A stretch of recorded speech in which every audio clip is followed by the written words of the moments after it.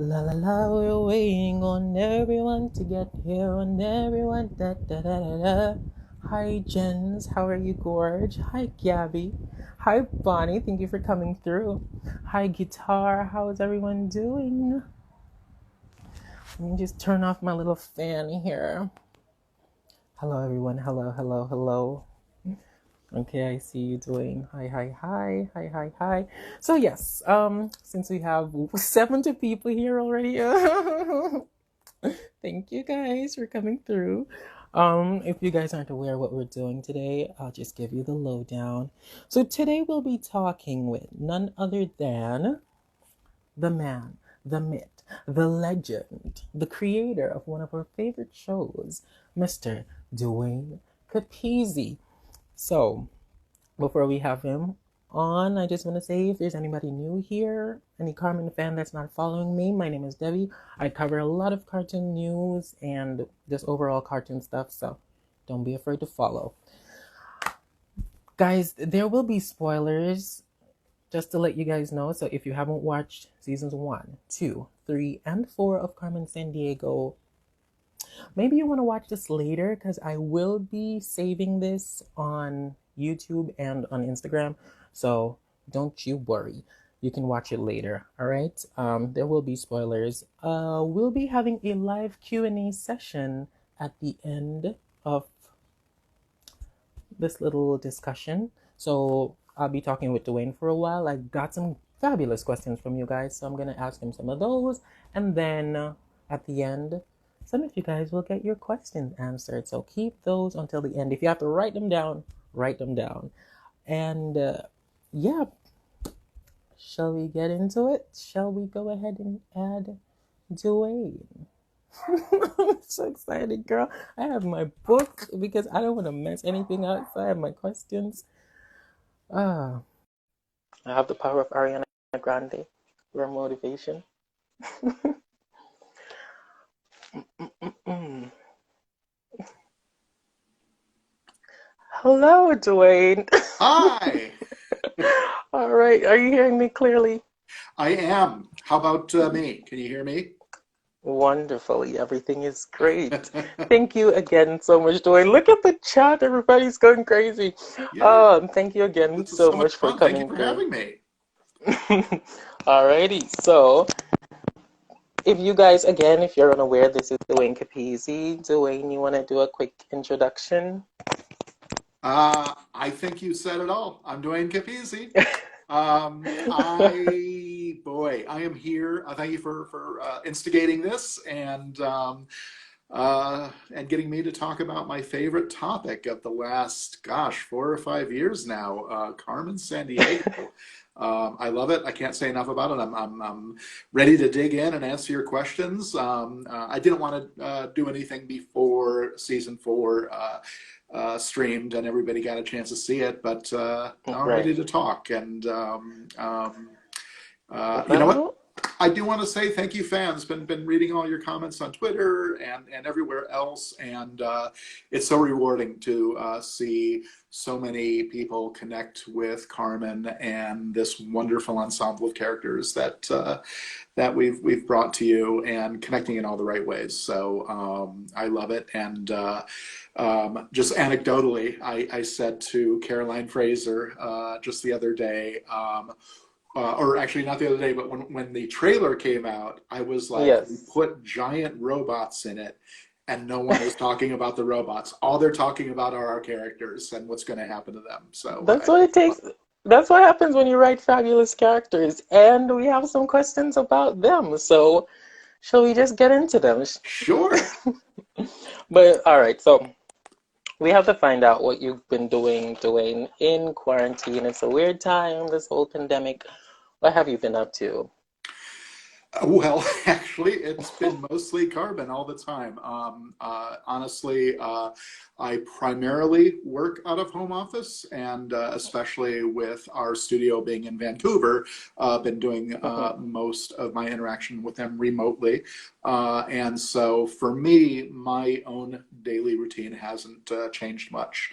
during the pandemic. And again, I've been one of the fortunate ones. And, my heart goes out to the essential workers and those who have to be out there. And, Right. please, everybody stay safe. Um, yeah, but for me, I'm okay. Thank you for asking. No problem. So you were working on Carmen in the pandemic. Was season three in quarantine? Well, this is interesting. And Carmen, I'm here in Los Angeles, and the Hmm. writers are here, and Hmm. our casting studio, our recording studio, and our casting director, the actors are here, and Chromosphere, who is our design studio, are all here. Love them. Yeah, and I'm sure we'll be talking about them, but everybody else is in Wild Brain in Vancouver. And honestly, the writer room for the current series 3 and 4, we do Hmm. 2 seasons at a time straight through. That's what we did the first order, and then we got a second order with both seasons. Our writers room actually wrapped in probably fall of 2019, so well before the pandemic was a thing. Oh, We writers did not need to sit in a small room for 8 hours a day breathing on each other. So that was right. good. Um, March 13th was actually the day I was due to go up to Vancouver for the first time in a long while for one of our milestones, and that, of course, was the day that's etched in everybody's memory. That's when everything broke down, locked down. Yeah. Our entire studio at Wild Brain had to transition to working from home, and Right. I don't know how they pulled it off, but they did. We had to slow down for a couple of weeks, maybe a month, and I think the thing that was nail biting was we had this Halloween themed mini drop that we were doing, Right. a mask themed drop. Complete coincidence, by the way, right? Like how we got into the zeitgeist. But that was all figured out, written, produced before the pandemic. So the whole Wow. thing was just one of those strange coincidences. But the burning question for a while was, are we going to make it? It's going to be really lame, this Halloween themed miniseries, In January. yes, but we made it, and then everything fell into place, and Wild Brain pulled it off with aplomb. I mean, the quality of the animation did not suffer one iota, as I'm sure you could all I see. realized that. I realized that. I know a couple people who work in the animation industry, and they've been just talking about how the transition it took a little while to get used to, the transition from office to home, but they've been able to like consistently push things out, keep creating seasons, episodes. So it's a beautiful thing. Animation for the win. You know what? Deadlines help. When you have to hit a Yes. deadline. Yeah. But no, I'm sure it was challenging for everyone, and for those who weren't used to working that way. But you know what? We're human beings. We adjust, and again, they And pulled it we off. did it. So yeah, Managed to complete the show. we Speaking did. of the show, how did you come to be the showrunner? So we want to know, did Netflix reach out to you or were you the one to reach out to them first? How did that happen? They reached out to me. Actually, HMH did. They Oh, apparently I was sort of pre-approved by Netflix, and I think they went out to different people to pitch takes as these things go.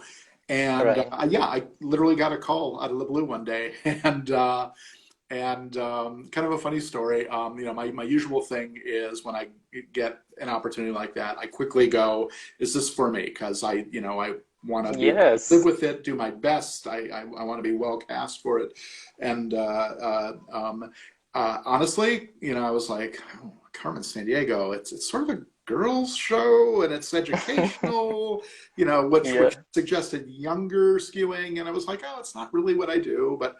The more I talked to them, they were insistent that her story had never been told, and they were Hmm. interested in doing a more narrative leaning version of it. And Oh, I thought about it a little bit, yeah, and I was like, okay, what would that mean to me? And then I was like, wow, just selfishly, as a fanboy, I could do Right. stuff with spy thrillers and, come up with a really cool retro style that pop art and Yeah. so I started to get really excited about it. And long story short, I came up with a pitch, and in Hmm. my heart, I knew it was good. Now, whether it was what they were looking for is another matter. You never know. And Well, what they got was pretty fantastic. So I think they're pretty satisfied. well, I could sort of tell in the room. They were very riveted, and I my pitch was 90 minutes long. I had the whole pilot worked out, and I Oh, crazy. But I walked away going, you know what? I think that went well, and well, the rest is history. So they were very excited, and it was great just that we were all on the same page.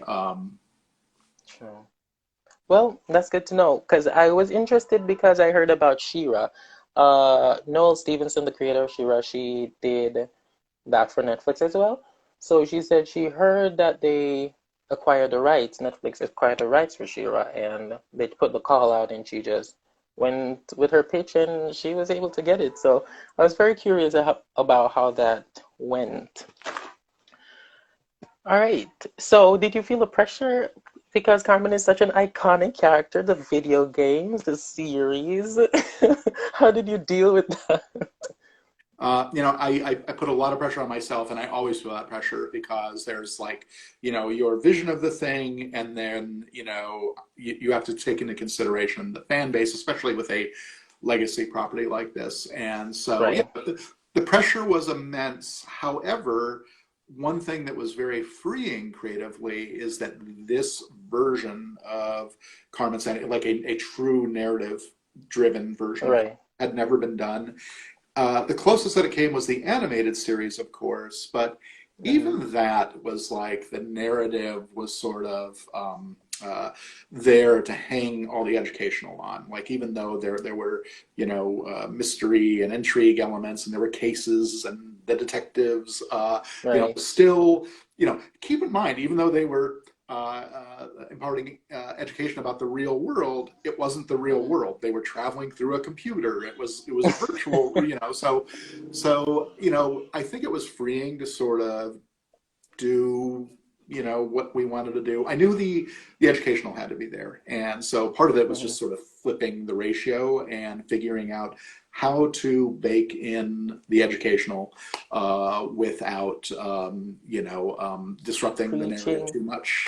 So Right.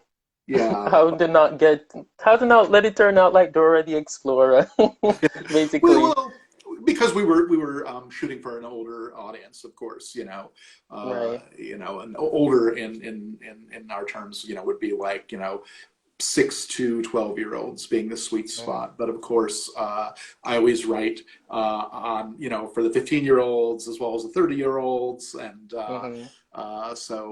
we're glad that so many different people have found something to like in Carmen, and that you know families can watch it together, or older brothers, or I keep on hearing Yes. about Well, funny 7-year-old you should say girls. that.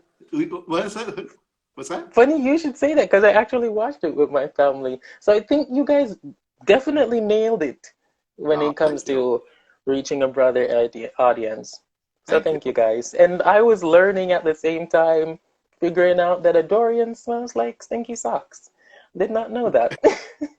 You know what? I am much smarter having worked on this show Because of now. it. At least smarter about those kinds of things. And, very little of that is me. Like, I'm smart in so many ways and dumb in so many others. And I want to reach out to all of our fact checkers who are involved in the Yes. show, and the good folks at Houghton Mifflin Harcourt. And, that was, it takes a village. And certainly in that aspect.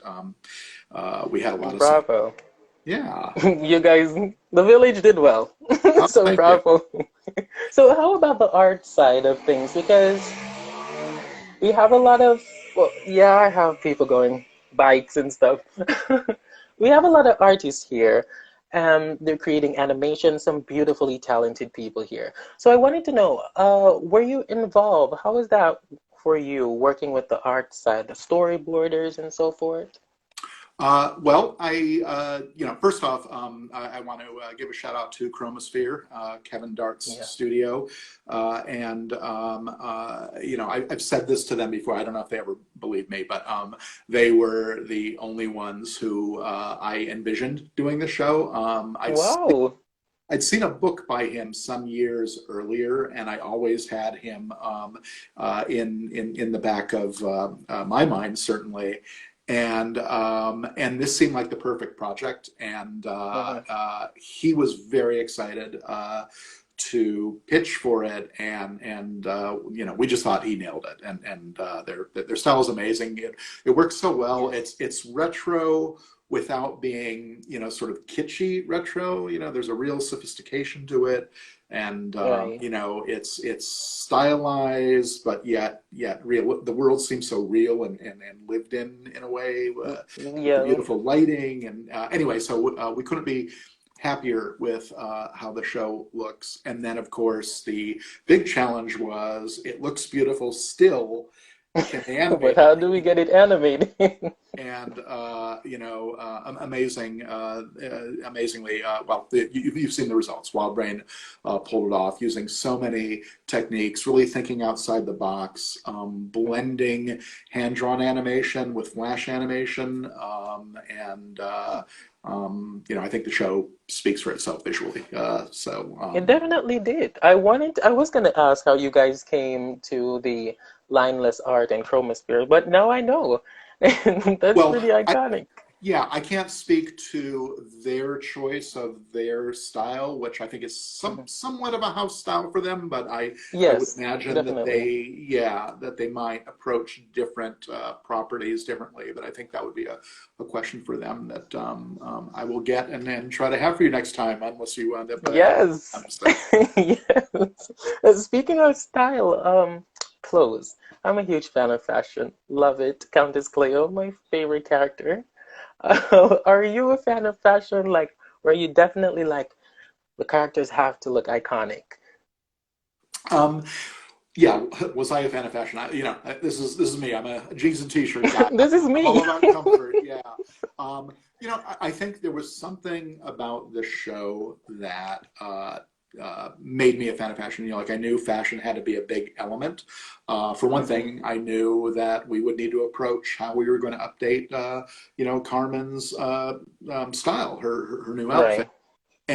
But I think part of it is it goes with the territory, the international glamour, the spy thrillers. I think she would, knowing that she would be, infiltrating high society, and I just thought fashion would need to be a big element.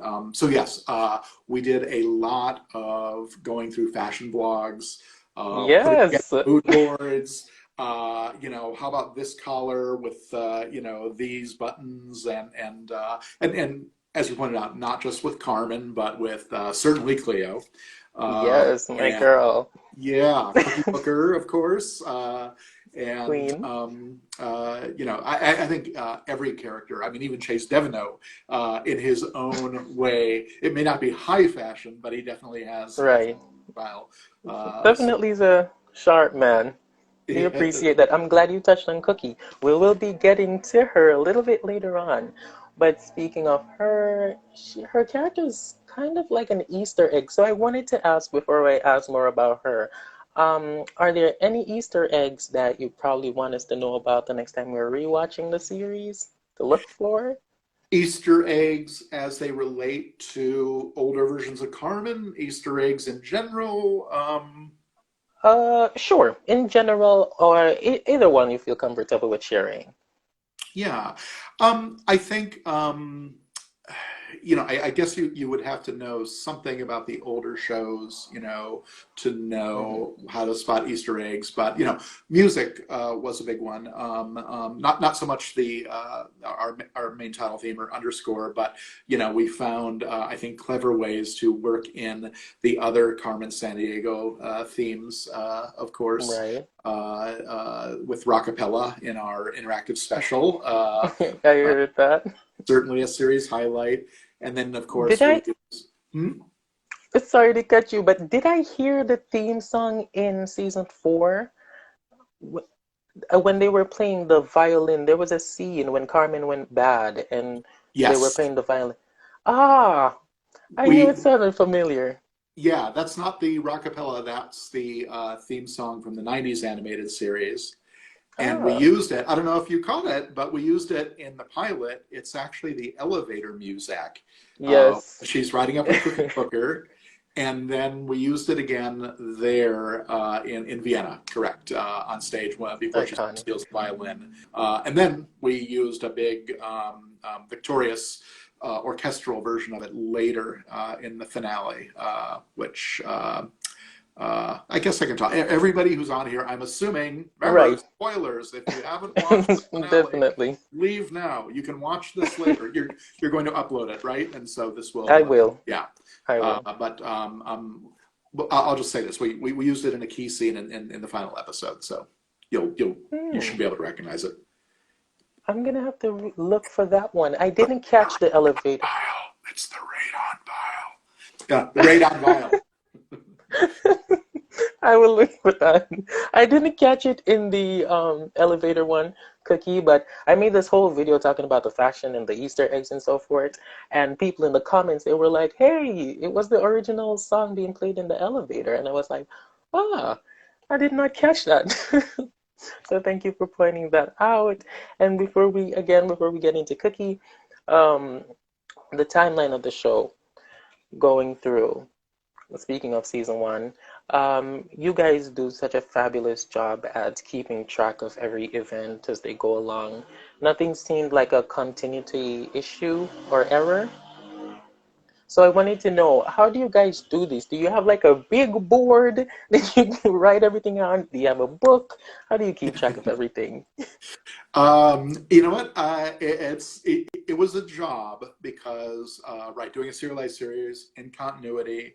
I think the well, to answer your question, we definitely had a whiteboard in the room, and then at one point we had index cards. We had a whiteboard and a corkboard, and the story about why we had both is hilarious, but there's no time to tell it now. Another time.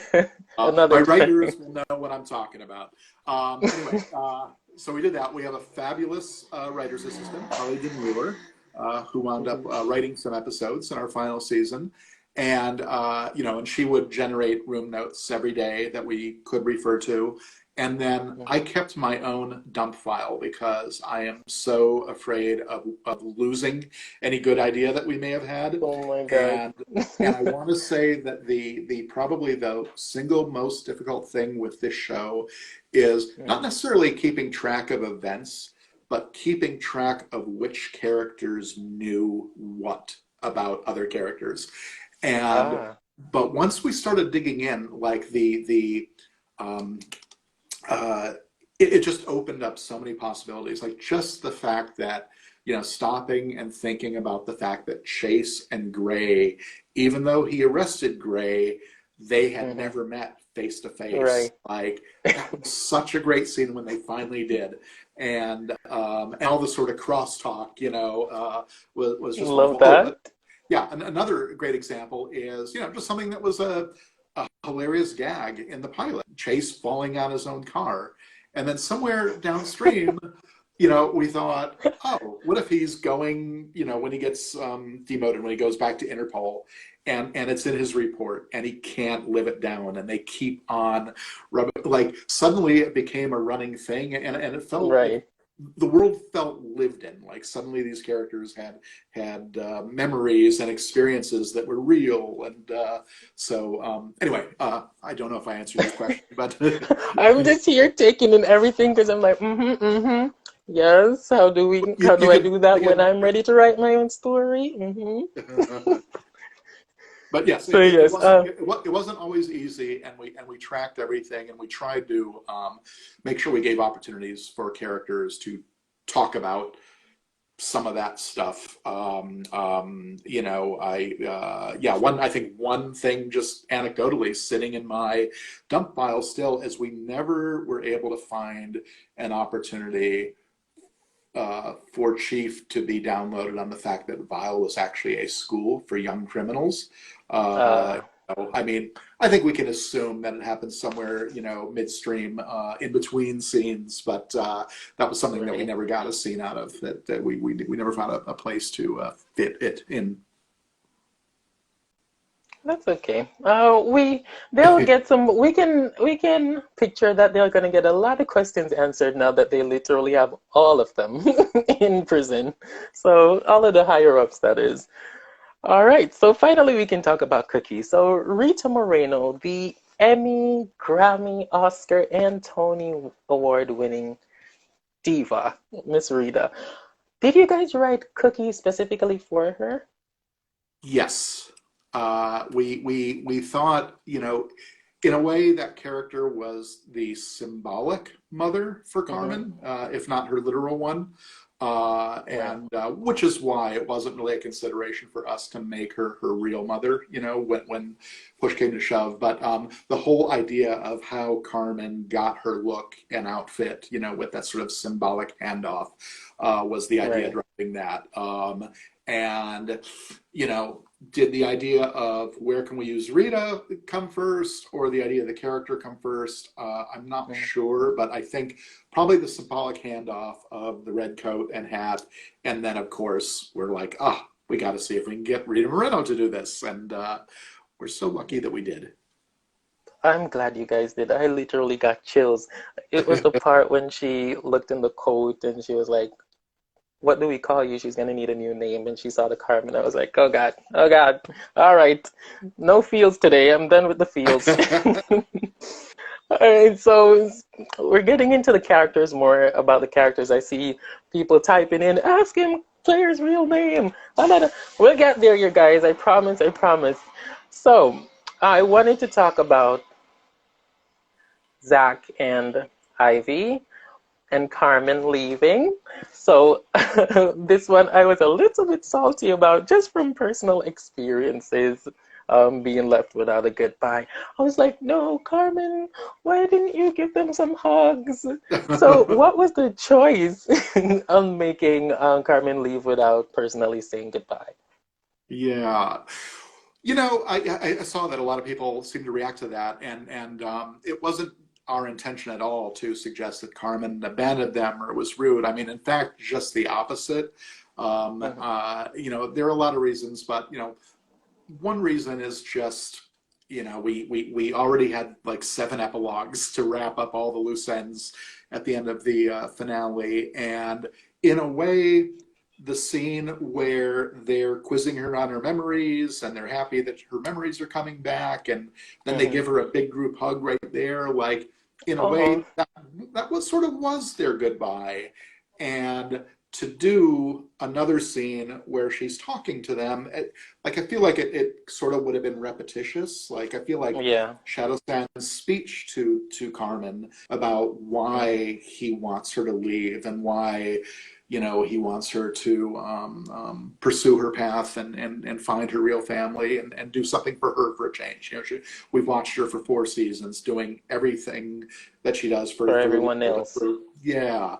Um, so I think there was that, but I think at the end of the day, it was just what makes a good scene, and we Mhm. felt that we didn't want another scene of just talk, and somehow it seemed more powerful in a letter to me. The sort of theme of that little section for everybody involved is new paths await. I think Shadow San says that to her, and I think there was something so powerful about picking up the pen Right. and lingering on that just for a moment to sort of tee up, what we're soon going to see. Um, and Hmm. I guess lastly, I know Ivy has tears in her eyes, but I think we all know in our hearts that Ivy is so happy for Carmen, and Definitely. and so yeah, I didn't see it as a sad thing or a rude thing. I saw it as a happy thing. And by the way, I also there's a moment where Ivy sees Shadow-san enter, and she's like, Zach, come Mhm. on, like hearing this, and if I had to do it all again, maybe I would have done it a little bit, made a little bit clearer that they knew it was up. But I think Zach and Ivy Right. already had those It was conversations. just time.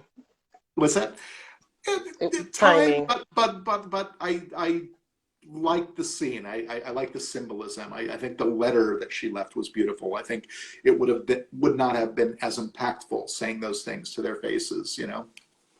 I'll definitely, now hearing you talk about it more and how the hug at the time kind of represented that, I have more of an appreciation for it. I'm not gonna lie. Um, next time I rewatch, I'll be able to appreciate it more. So thank you Thank you. for Yeah. thank you for elaborating on that.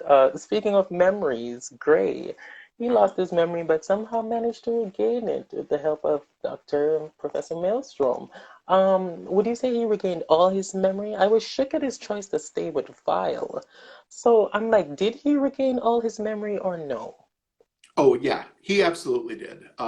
He did. We, boy, I have a long response on Gray because I knew it would come up, and I think part of what makes that character, and he's probably the most complex character and has the most complex arc of anyone, and I think what makes his arc so compelling and so tragic in a way is that he does revert. I mean, I think one thing that we figured out was that nice guy Gray, when he didn't have his Mhm. memories, I think it answers a lot of questions for us when we said no, that was like a personality that Bellum grafted on him. Like we know that Gray has good qualities, from his days back at Right, school where he was protecting black sheep, and right,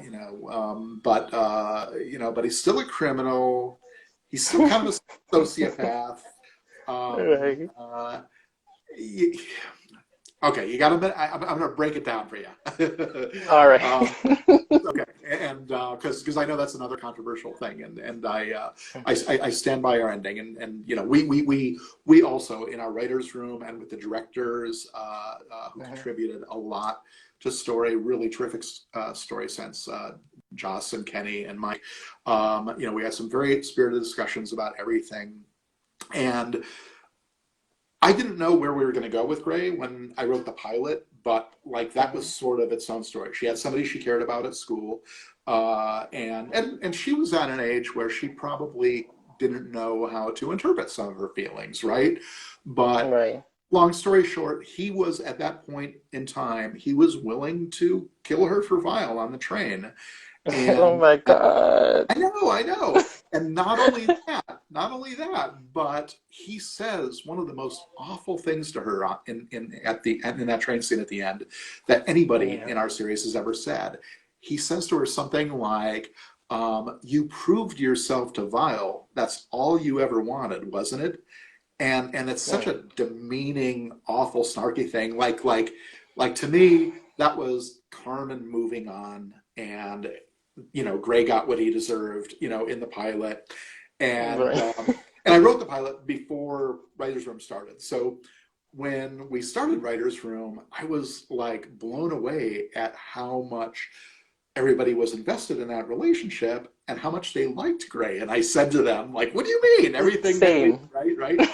And so we came up with the amnesia thing together, and then it was like it got so much richer, right? Um, so anyway, where do oh so this is important for all the Mhm. shippers out there, and I understand, Ooh. and I'm so glad that it's gotten this kind of engagement, right? And it's sort of what I wanted, you know, look, he's adorable, his personality, and yet, he's made Mhm. some awful choices. So, A um, lot. so the crux of it is this, though. He's flirting with her in Australia when they meet again because, of course, he doesn't remember they have a past together. She's an Mhm. attractive woman who comes to him. Carmen says to Claire, her confidant, that she cares about Gray. She never says she cares about him in that way, romantically. True. Even in the True. New Zealand adventure, I think there was a bit of dialogue, but the indication was like she's protecting him because he's innocent. She's protecting Mhm. him because he's in danger. She does say that with the amnesia in a tragic way, now he has the potential for a do-over, right? Because he's sort of Right. a different person now. But she never says she's interested in him in In that way. right. It's true. So Long story short, so I think for me, in the finale, um, Gray, until this point, Gray was never good enough for Carmen, in my opinion. And Word. yeah, Yes. and I think really he finally, because of age, he finally becomes a real person when he's selfless. His decision to help Carmen is completely selfless. He's, because look, he finally got what he wanted. They were riding on the same team on his True. side, right? And the fact that he would turn his back on that and go, you know what, this is wrong. I chose this.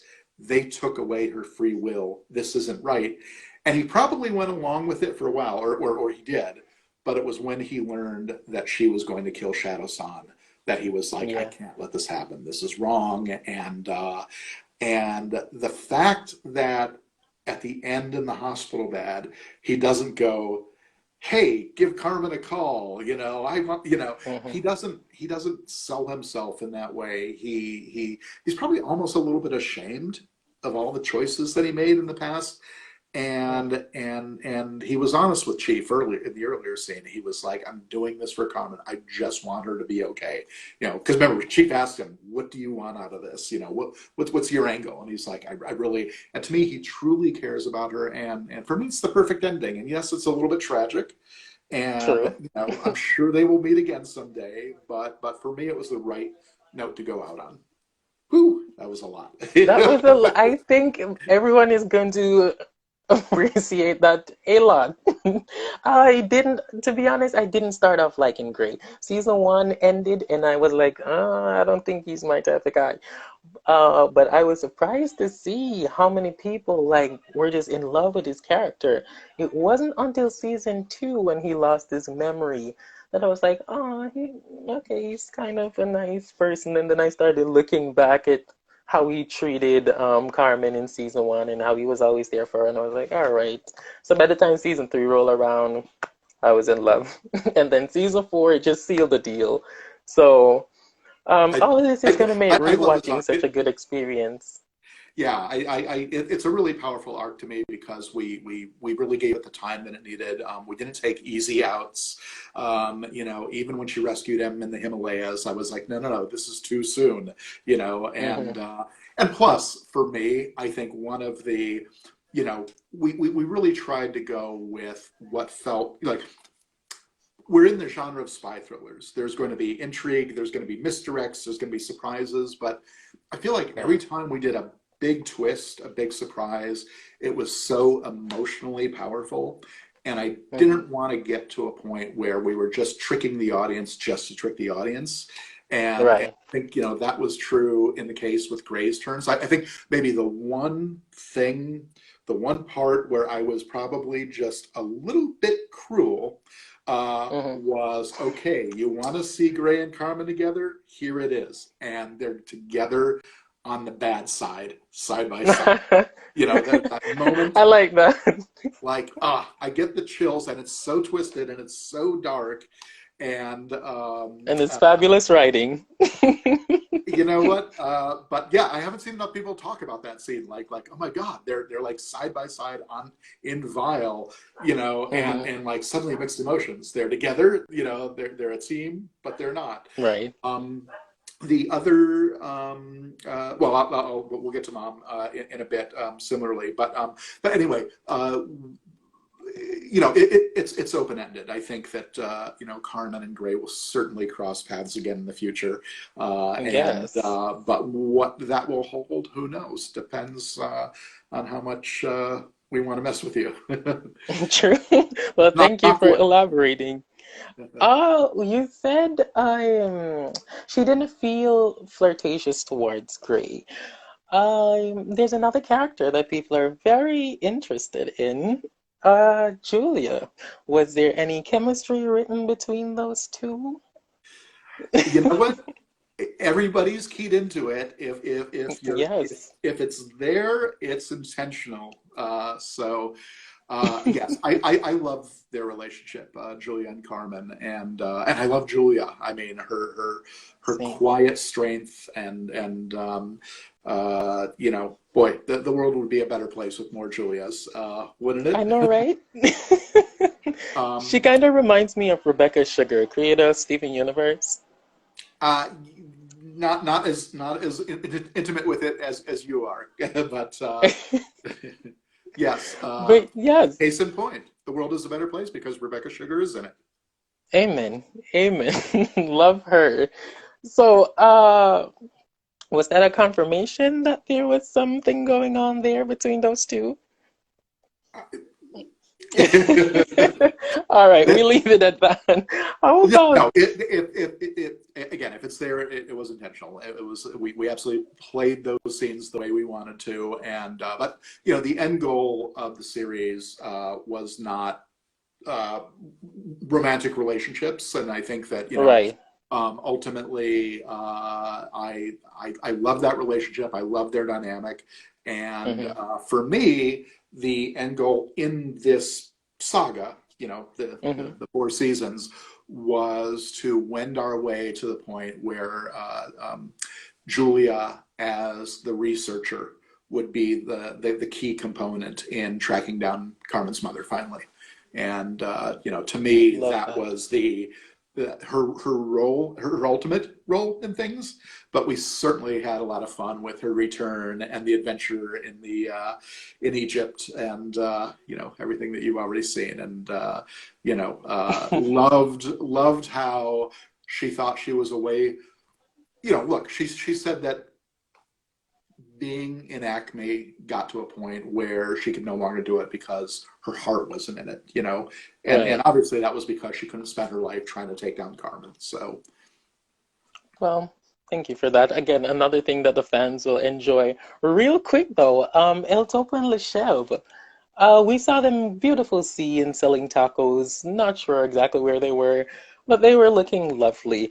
Um, is it safe to say these two are living happily together as a couple? I, once again, if you see it there, it was intentional. So, Love that. yes, look, they're always seen as a pair, for, you know, from the moment we met them, Amen. and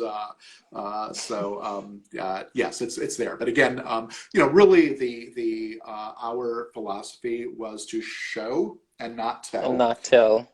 in so many aspects of it, but also, you know, not just to show relationships, but you know, it's really just that the show is many things. It's you know, a testament to female power and fortitude. It's a crazy entertaining spy thriller, but also we use the educational mission of geography to use Yes, the show as a platform to just celebrate all cultures, all kinds of diversity, true. and I think that's there in all the characters.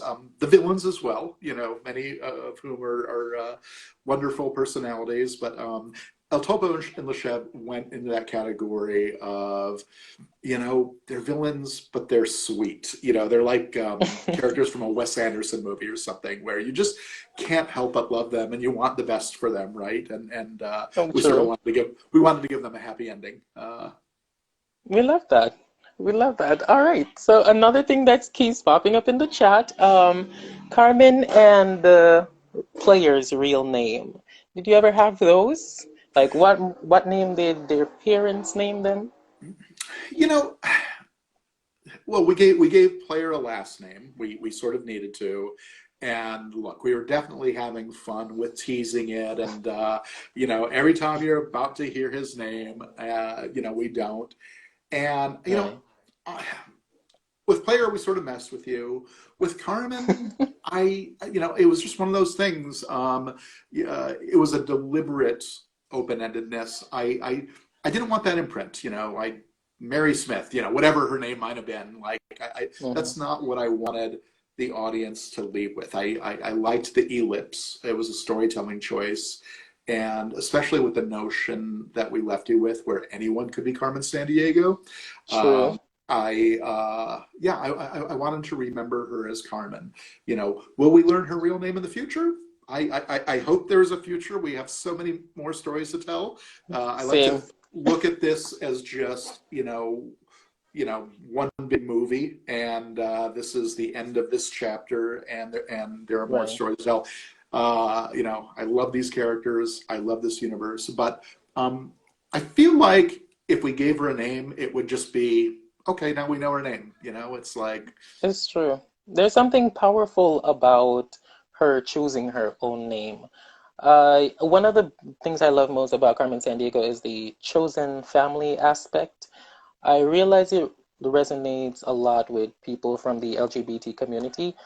So I love that being able to choose your own family, be happy, and just be there for each other. And choosing your own name is definitely a path of that. I'm glad she didn't go by Black Sheep after leaving. Just everywhere she go, they're just calling her Black Sheep. So yeah, I like that. I like there. that. Real quick though, I have to ask you this one. The artist. So you saw the promo art, right, of me and you donning the coat. Yep, Yes, definitely Bonnie. captured my essence. I do this a lot. I told her she was freaking out that you loved it. So she asked me real quick, just to ask Coach Brunt's real name. Was there a real name for Coach Brunt? I No. No. All right, It's that's all. something we talked about at some point, but it was never part of the. I think we had a name for her at some point, and then at a certain point, we're like, you know what? There's never a reason to give her a first name. She's just Coach Brunt. So, Understandable. um, And we like her as the Coach Brunt. yeah. Now, this is an interesting question. Why didn't Carmen want revenge on Chief for killing her Oh, dad? can I speak to found family really quickly though? Because you brought that up, and earlier Oh, when I yes, talked please. about Carmen being about so many things, I forgot to Right. mention found family, and I'm glad you mentioned that because that is obviously a big part of it. And I'm really surprised I'm not getting the feels. I think I'm just trying too hard to cover everything, but boy, back in the early days, the first animatic, I was getting the feel. I'm a big crybaby, but one thing that is Oh, so moving to me in our finale is that not just her found family, but all these people that she's impacted in her life, right. all are trying so desperately to save her and bring her back. And what's moving about it is that they don't necessarily all know they're there. You have all these people who don't know that the others are there, all trying to Right. do the same thing. So yeah, the found family aspect is obviously a big part of the emotional crux of our show. So Chief, um, Yes. thank you for asking that because that's something that I've seen with a lot of people going like, why doesn't Carmen want revenge? I think even you in one of your videos were like, oh boy, season 3 is going to be a bloodbath. Yes. And there's something wonderful about where the character of Carmen exists in our show, where she's iconic, but she's human. She's fully human and like sort of fully evolved. And that was sort of the trick I wanted to play. That moment in the coffee shop at the end of season 2 when she steps in, closes the door. I want everybody to go like, "Oh my God, there's going to be a bloodbath in This the is it. coffee shop." And I love that she walks out without doing anything and then reveals her hand. Um, Mhm. it's it seeing the reactions. It's something that maybe if I had to do it all over again, I would have given her a scene later. Had somebody ask Right. her that so she could clarify it. But to me, she knows her dad was not just a criminal, but a head of Vile, and Mhm. even if he was trying to get out, he was still ahead of Vile. And it's sort of like her dad chose his path. She doesn't blame Chief. It was so I think that's what I was trying to get across, that she was more evolved than that.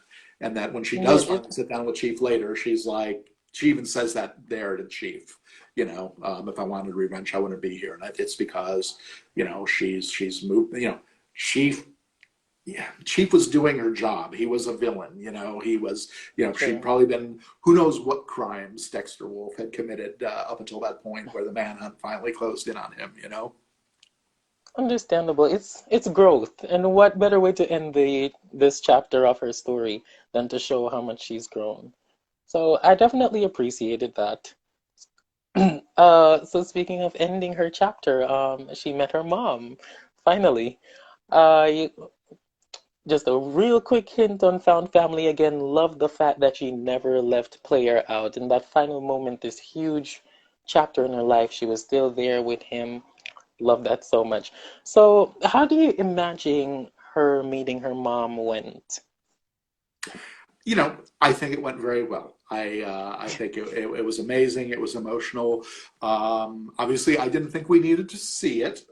It was, at a certain point, it's a piece of music, and it was time to end an ellipse. And I think you could see it on Carmen's face. I just think it was more poetic that way, and it Right. was it was how do I put it?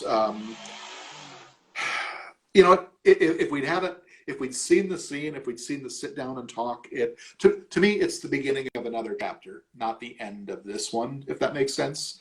And Right. again, we please know that we explored all possibilities. We thought, what if she was a vial agent? What if she was a vial agent who was more like Carmen Sandiego? We went down Mm-hmm. all those roads. And at the end of the day, again, we felt like we'd already done the symbolic evil mom with Cookie Booker, um, Right. who in our fashion episode, by the way, threatens to kill Carmen Sandiego next time she sees her. So Oh that my wouldn't have God. been right. And we didn't want to.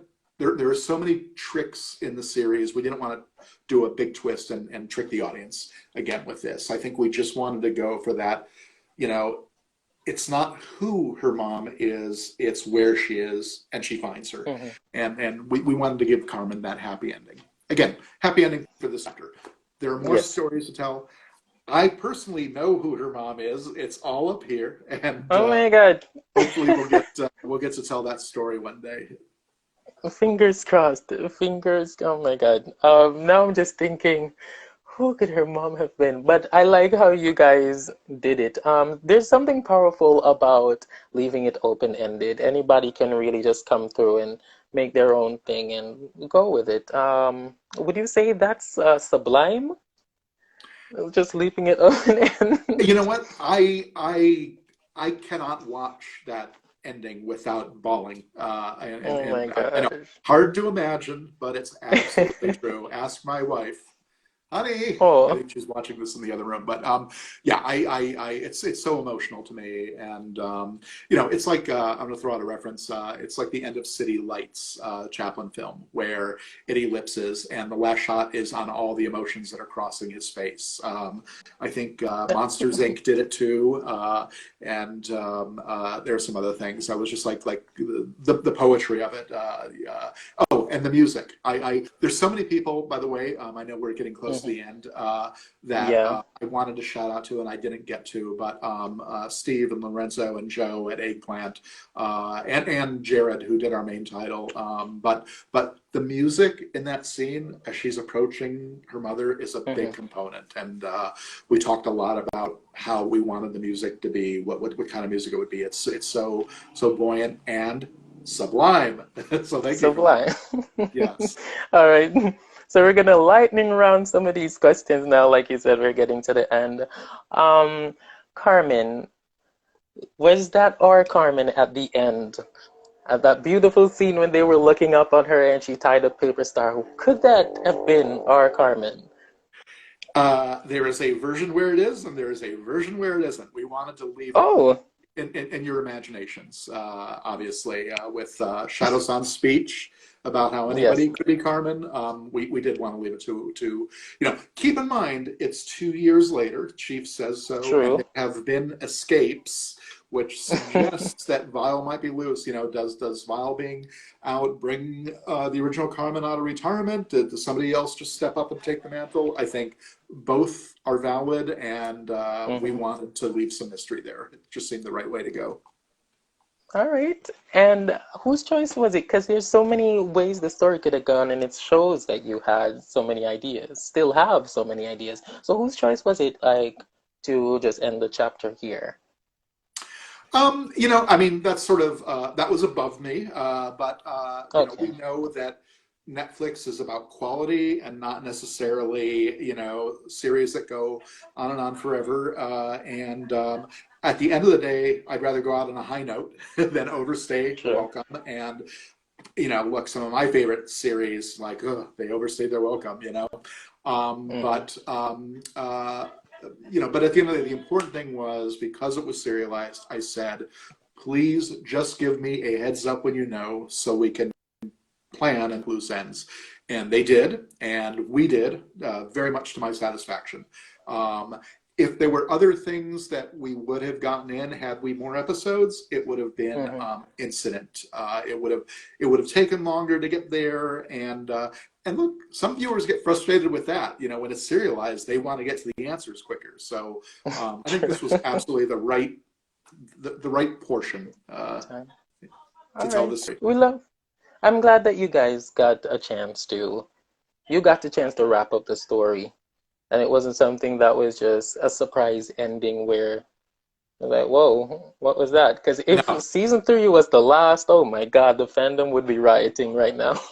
I would be rising. I'd be leading them.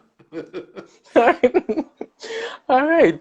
So we love that. Let's see. I see a lot of comments coming up. Do you think there's a chance we get like an art book in the future or a soundtrack release? Oh, I hope so. I love both of those things. We've talked about those things, and stay tuned is all I can say. But Okay. thank you though for loving it. Yes. Favorite character in the series? Ooh, you know what? They are all my babies. I would step I through every one of understand. them, but I'm looking at the clock too. I see we only have 2 more minutes, and I don't know if this will abruptly end or not. So, but if it does, Uh, I don't want this to be like a Zach and Ivy thing. Why didn't he say goodbye? So I'm going to say bye now, just like Zach and Ivy did in the earlier scene. So if we do get abruptly cut off, you'll know. yes. Yeah. So, but no, I cannot pick one. I love them all, and I mean that sincerely. All right. Favorite episode?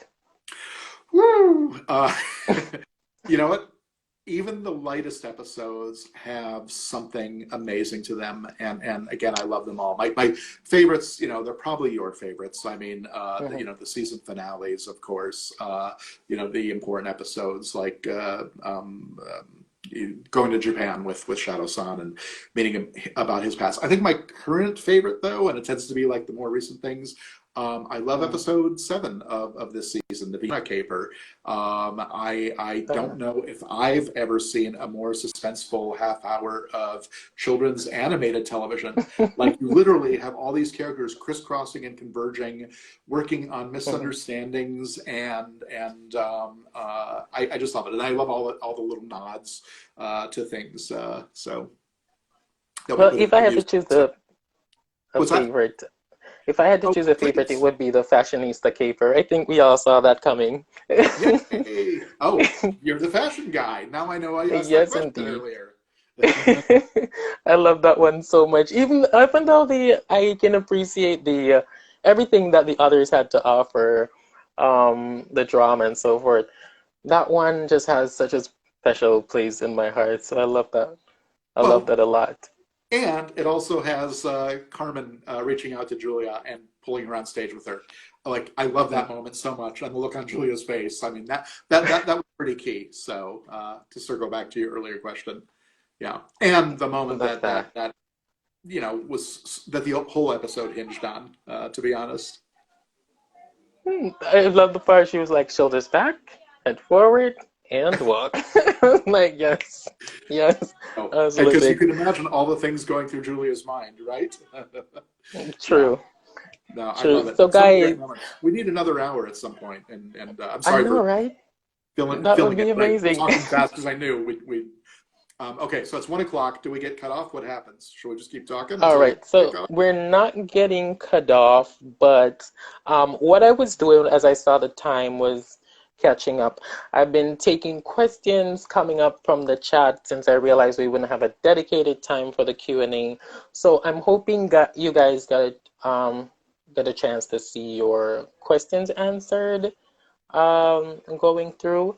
Um, So let me ask you, since we're getting to the end, thank God Instagram isn't cutting us off. Any memorable moments or interactions? Well, this will live forever in my memory, sir. I um, appreciate that. yeah. Oh boy. My mind is racing. I haven't, and I'm not really on social media, as you noticed. I just sort of troll the fan comments, so nothing directly interactive as we are doing now. But which is why I thought this would be a great opportunity to let everyone know how much we appreciate your fandom. It's really been amazing. Beautiful. Oh, I see another one coming.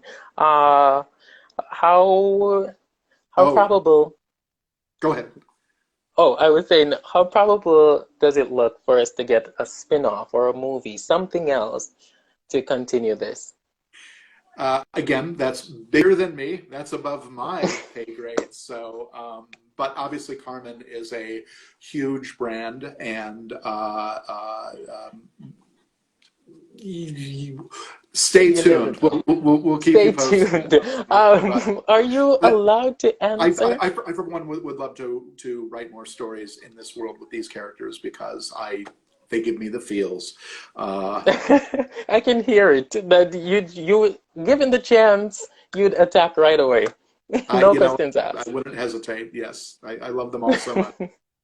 I'm And not sure if you can answer this question, but Gina Rodriguez will be starring in an upcoming live action. Do you have anything to do with that property? I do not. Uh, But I will be there on opening night when they do. I'm sure it'll be amazing. And I don't know if I mentioned, but again, I meant to shout out to like everybody. And can we talk about the cast for a moment? Gina, who embodies Carmen so amazingly, and right. Finn, who plays player, so naturally and confidently, and obviously our ensemble cast. Everybody sort of brought their A game, and found family, right? Our cast is amazing. Our villains, Acme, on down the line. And just loved being there. We had such fun at the sessions. And anyway, I just thank you for reminding me because I did want to give a shout out to our cast. And I have an Wonderful. anecdote. As long as Instagram Live isn't shutting us down, I have Yes. an anecdote about Chase because I see Chase. I haven't been Yeah, looking I at the was just questions. about I'm to thinking about ask you. Okay, I have a funny anecdote about Chase. You asked me who my favorite character was, and they're all my babies. But depending on where we're at in the writing process, there was a Mhm. period of time where I was like, Chase, I love this guy. I love his arc. I love putting him through his paces. And it was the day that we came up with the whole idea in season 2 of him at Mhm. his wits' end and getting inspiration from Julia in a Mhm. dream. Like that was one of my favorite things ever. And I loved it because it was clever, but also because it started to give you a window into who he was. He wasn't afraid True. to admit when it was above, his ability. Like, Mhm. that was his subconscious. He was reaching out to True. Julia. He finally literally did in our final season, but I love that scene so much. And the next day was Saturday, and I went grocery shopping, and I was going down, this is a true story, and I was rounding the corner, and in the aisle with the baggies and the plastic bags and that stuff, the aisle was empty except for Raphael Patardi, who plays Chase. And I was just thinking, my head was No just way. like writing the scene, and I was so excited about it. And I turned the corner, and there he is in the and just like in the dream. And I was like, okay, and I'm dreaming. And we looked at each other, and I was like, oh my god, I was just thinking about you. And then I had to tell him the whole story about how we just came up with the scene. And anyway, so there's my Chase anecdote. Oh, Could and it he be told us that we're living in a simulation and that was I just know proof? it was so weird. So the I Chase, I see the question. Chase, I'm finally looking at these for the first time because I was looking at you, and the inside of my skull while I was thinking. But another thing about Chase, that scene where he explains it was a nickname he gave to himself. Raphael Patardi wrote that scene. He came to me at the recording session and or one of the earlier recording sessions and said, "Hey, Mm-hmm. what if?" And I was like, "That's amazing. We're going to write it in." So yes, the actors sometimes write their own material.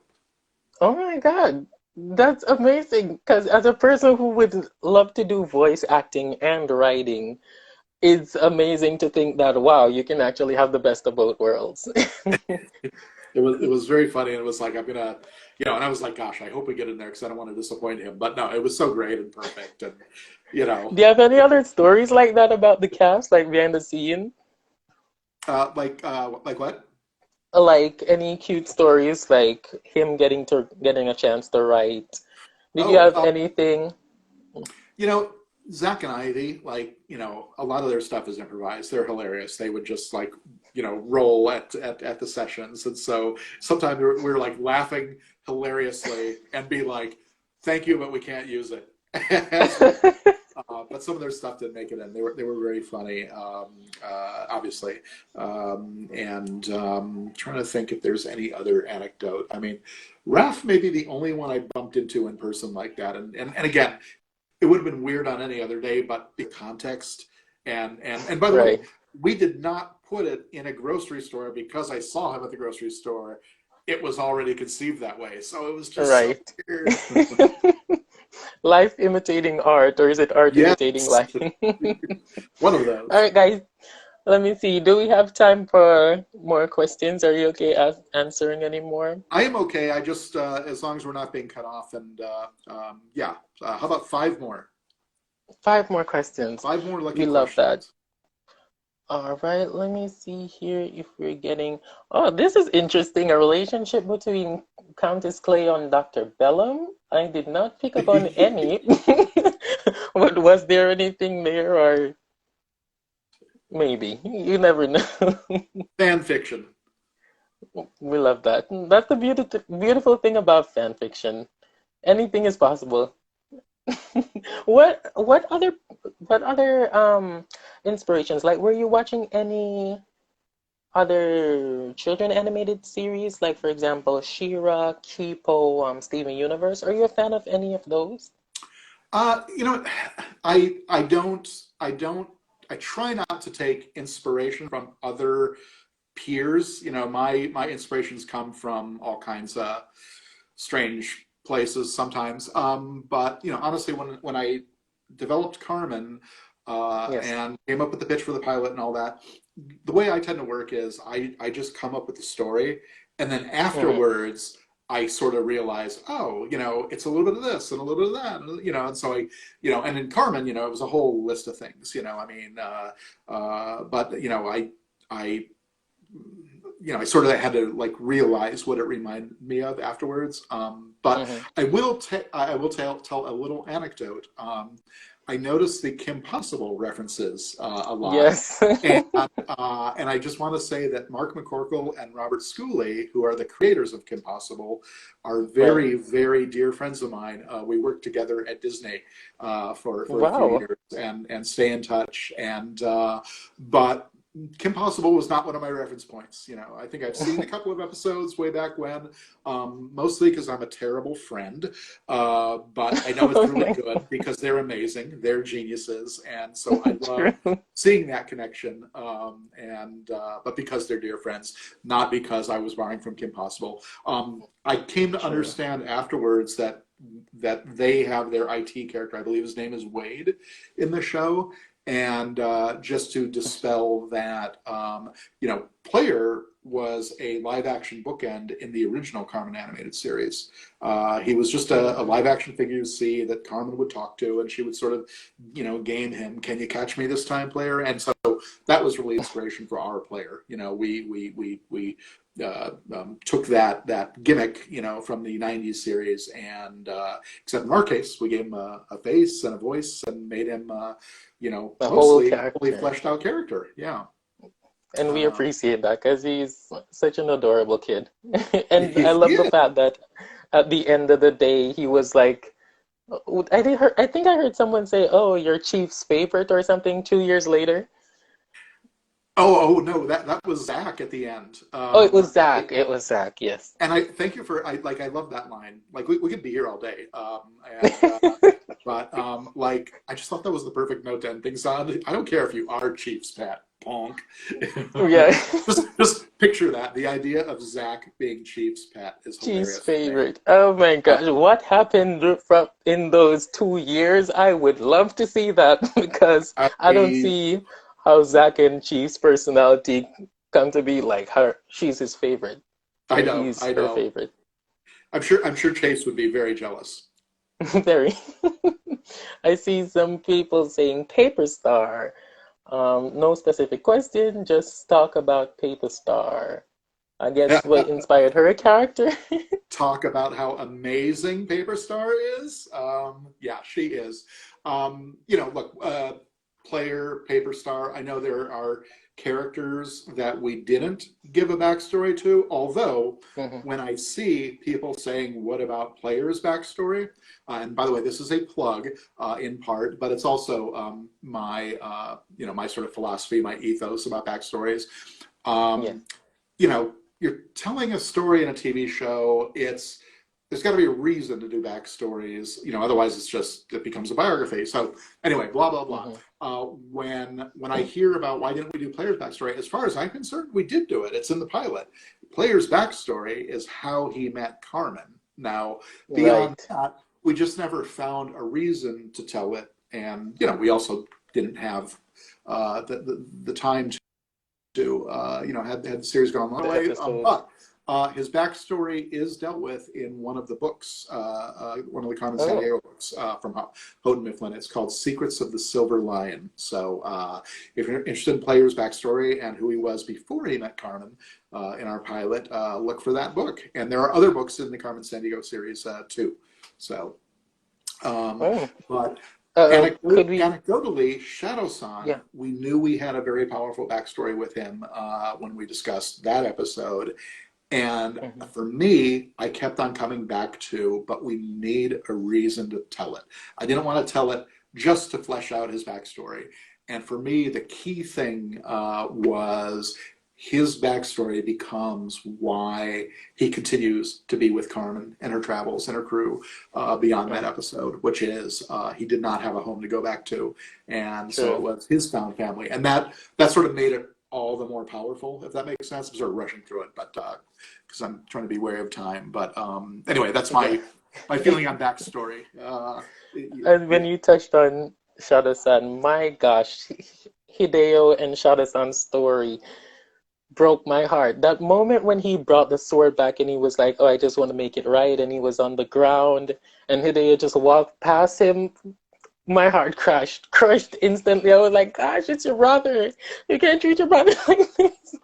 we we um, we weren't breaking hearts just to break them. Although I told you I would make you feel emotions that you didn't know you had in Mhm. season 4. But we're trying to go for hard hitting storytelling, not doing the easy choices, really really digging into these characters in that way. And life isn't always clean and simple, and we It's don't always true. have happy endings in life, sadly. So but thank you. Yes, I that was we wanted to tear our hearts out, to take Shadow-san and his journey, and by the end of that episode, where he's such a powerful individual and yet such a Mhm. wounded soul. Made him such a great character for me. We probably didn't talk enough about him, but I also Mhm. realized that I went sideways and never talked about Paper Star. Anyway, amazing. I don't know what to say about her that you guys uh, haven't already noticed. True. And Kimiko Glenn, who plays her so wonderfully with the scary little hum. Um, I know we didn't have time to give her more in season 4, but would there ever be a backstory on her? Well, probably at some point. When we found the right vessel to tell that story. But some Mhm. characters are just better off being mysterious. I think, right? True. Like, I don't True. know if I want to know what made her the broken, cruel person she That clearly she is. is. Like, yeah, I think just some characters are better just left, sort of like, they're almost a supernatural entity in a way, She's creepy. She's scary. Very. So When you yes, we, hear we, her, we, we love her too. when you hear her music coming in the la la, I'm like, yes, that's my girl. I'm not scared. I'm more excited that, oh, she is so iconic that you know she's coming before you even see her because you hear that music and you hear her little creepy singing. So love her. And yes, shout out to Kimiko Glenn. She did what she needed to do with that character. Yeah, so fun, so fun. All right, I think for the most part, everyone's question has been answered. So I like that you brought up the book, though. The Any other Witch. proper, the fact that there's a book coming that's telling us about players The back. book is already out. Secrets It of the Silver is. Lion is already out, and there's also Oh, a series of books that Houghton Mifflin have done. There's a adaptation of the pilot that yes. expands some things, and Becky Tinker, who was on our original writing staff for the first two seasons, wrote an adaptation of my pilot, and it does have some expanded material in there that's not in the episode. And then there's another, several books at this point, and I believe there's more coming. But yeah, Secrets of the Silver Lion is one of the more recent ones, and it's the one where they get into players' backstory. Any more books coming in the future? Beyond that, I don't know what they have planned, but I know they have. I believe there are. Here's the hoping. Here's the hoping.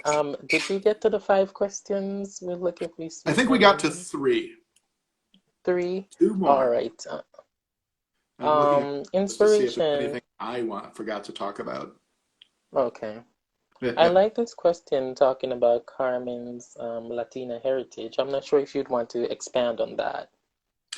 Yes. Oh, she's definitely Hispanic. I mean, we said in the show she's from Argentina, and it was always a tricky thing though because of her unusual upbringing. We felt that her Latina heritage is something that she needed to search for because she wasn't brought up in a In Hispanic environment community. She was brought up in a melting pot of international characters. So she's truly an right. international character. So in some ways, symbolic of the international figure that she strikes. But no, she always knew she was found in Argentina, which meant and then as we learned, her father was from Argentina, her mother from Mexico. Uh, Right.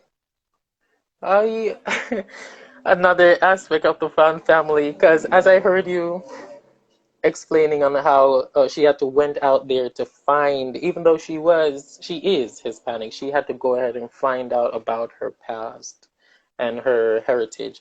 It got me thinking because I do plan to adopt kids in the future. So always think about these things. I'm like, how do I go about teaching them about their heritage just in case they are not of the same race as me? So again, the found family aspect of this show is amazing. I'm not surprised that it resonated with so many people from the LGBT community. Please tell me about an but important story. Oh, you were saying something? just again, that's really great to hear, and I think found family is important, and Yes, but I also have to imagine that somebody in Carmen's situation, especially with mysteries and a web of mysteries and secrets about her past, at a certain point, you know, she just needs to know. And but the idea of ending with her going to mom is not to diminish the importance of found family in any way. If anything, again, in writers' room, we explored all kinds of avenues, and one reason we didn't want to bring mom in earlier is we didn't want to change the dynamic of the found family in the series. Because right. depending on who mom was, of course, that would completely change the status quo. And look, kids turn 18 or 21 and they leave home. If True. your family is still in your heart, you still stay in touch. to Right. answer whoever the question keeps asking about Julia. Do they ever meet again? Yeah, just because everybody parts ways at the end of the series does not in any way suggest that they don't keep in touch or they don't meet again or that Carmen doesn't eventually bring the band back together. Right. For me, it was wonderful to see, symbolically, in a sense, Zach and Ivy finally grow up. Everything was a Oh, precursor to their true focus in life, and now they're crime fighters for real. I mean that's very moving, and it's something that they probably could not have done and wouldn't have done without Carmen's influence. It's we carry people in our hearts and our memories, not necessarily physically. So I think you know true. goodbyes are goodbyes. Your family, whether it's a found family or your real family, are always with you. Indeed. And they still got, I love the fact that the Dubai episode when they went to do racing, I believe, when they went to steal the car before Vile got a chance. Carmen was wholly supportive of them if they wanted to leave to go back to do racing. She was like, I'm right there with you, I support you. I love that aspect as well. And hey, working for Acme, they have access to a lot of cars now. So they That's really right. are living their dream. I like how they put their own stamp on it. That was our director Joss's suggestion, I believe. I was like, wait, really? No, no. They're company people. They got to drive Acme cars, but what Yes. if? I think that worked really well. Thanks, Joss, if you're watching. Let's Uh, hope they don't put this at the end of the ocean. Any of the cars at the bottom of the ocean like Chase did. so funny. All right. I One Oh, go, I was just looking at. I'm trying to think if there's anybody that I did not shout out to, but on the crew. anyway. But go ahead, ask your question. I wanted to ask this one personally. Show running. Again, we have a lot of artists here and people who are looking to be potential showrunners. Who knows? 20 years down the line, I could be possibly running a show. Your experience, Or a real talk quick, show. or a talk show. I wouldn't mind. So it's like, what was it like? What was some of the biggest challenges? You can boil it down to two of the biggest challenges, and what did you learn being a showrunner? Oh, I think honestly the biggest challenge for me is saying Mhm. no. Oh, same. It's and again, it takes a village, and everybody contributed. Everybody was as invested as I am. It was an amazing crew, and people have ideas, and the idea doesn't need to be mine. We're all in this True. together. Always open for a better idea, and I think sometimes the hardest thing is just like seeing the web of things, and somebody has a great idea, and it is a great Hmm. idea, but it doesn't work within the framework of what we're doing, and I think I don't like to say no, and so sometimes that for me anyway, that's the hardest thing is saying no and going, you know what, no, let's stick with this direction. I think this works. But that and keeping it all together. Thank goodness for the whiteboard. The whiteboard. I was gonna say, put it out right there on the whiteboard. So I realized though, how important would you say it is to listen to, like, even though you're the showrunner, you're the one at the top, you make the decisions, right? How important is it to listen to the rest of the team and allow them to incorporate their stories? Would you say it's very vital, like you can't have the show without that? Yeah, no, I want to hear everybody's point of view within reason. Sometimes opinions Hmm. are too late. Sometimes there's too many voices, but no, absolutely. I try to run a very democratic crew, and yeah. But at the end of the day, there's a balance. There's what the clients may need. There's schedule. The biggest enemy is schedule and time, right? You got to get it done on Right. time. How do we make this the best thing we can, and hopefully not make too many concessions. So I love that. hopefully I can do something like this again, and if I can Yes. get more versed in social media and how to operate it, we can talk more about Carmen at some point. But boy, we covered a lot of ground and we went way over time, We did. so I'm feeling the need to I wrap don't this think up. anyone is mad. Yeah, I know. Well, I just you wind me up, and yeah, like I said, Well, um, but thank you. um, thank you, Debbie. This was so much fun, and again, I'm glad you reached out, and I'm glad it worked out, and thank you to all our fans. I know that sounds goofy, but I mean genuinely to read your reactions and see how much you get it and see how much you love Carmen and all Yes. of our characters. I think I said at the beginning, it's like nobody's talking about Bellum's robots. They love the Right. characters. And anyway, thank you. I want Um, to thank you too. Everyone is saying thank you, but I personally want to thank you not only for creating the show, but accepting the request to come on here. Shout out to Astrid as well. It's here in the chat. Just it's the first time I've ever done an interview like this, and living all the way in Jamaica, it's not always accessible to go to like conventions and get questions answered. So this one definitely means a lot to me, and on behalf of the fans, thank you for coming on and answering the questions. We appreciate that. yes, we do. Thank you. Oh, and before I forget, this one's for Mom. All right. If she's Oh, see you guys. Thank you, Debbie. This was all right. amazing. Thank you. Talk to you again. Take care. All right.